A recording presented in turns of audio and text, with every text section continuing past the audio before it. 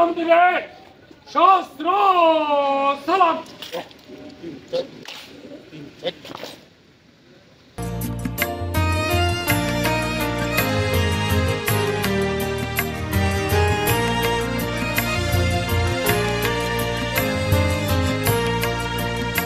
আমার সোনার বাংলা, আমি তোমায় ভালোবাসি,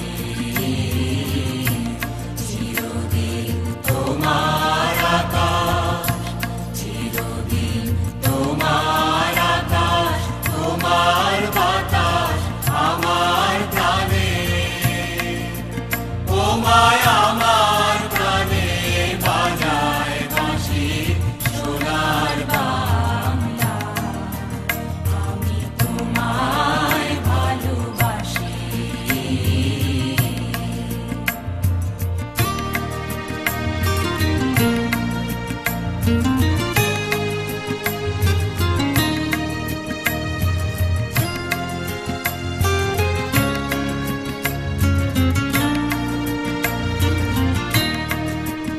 ওমা ফাগুনে তোর আমের বনে গানে পাগল করে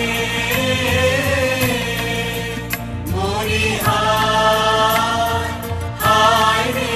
ওমা ফাগুনে তোর আমের বনে গানে পাগল করে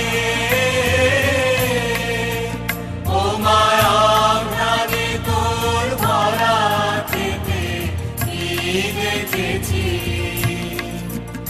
আমি কি দেখেছি মধুর হাসি সোনার বাংলা, আমি তোমায় ভালোবাসি। কি শোভা কি ছায়া গো, কি স্নেহ কি মায়া গো, কি আঁচল বিছায়েছ বটের মূলে নদীর কূলে কূলে, কি শোভা কি ছায়া গো, কি স্নেহ কি মায়া গো, কি আঁচল বিছায়েছ বটের মূলে নদীর কূলে কূলে। মা তোর মুখের বাণী আমার কানে লাগে সুধার মতো, মরি হায় হায় রে। মা তোর মুখের বাণী আমার কানে লাগে সুধার মতো। তরুণ প্রজন্মের চেতনাকে এক প্রজন্মের হাত থেকে এক প্রজন্মের দায়িত্ব আরেক প্রজন্মের হাতে দিয়ে উত্তরাধিকার সূত্রে আমি বলবো, তারা আজকে যে বৈষম্য বিরোধী আন্দোলনের মাধ্যমে দেশের সংস্কারের যে সিদ্ধান্ত নিয়েছে, এটা তাদের নতুন সিদ্ধান্ত না। আমি বলবো আপনাদের কাছ থেকে অনুপ্রাণিত হয়ে উত্তরাধিকার সূত্রে তারা এই দায়িত্ব পেয়েছে।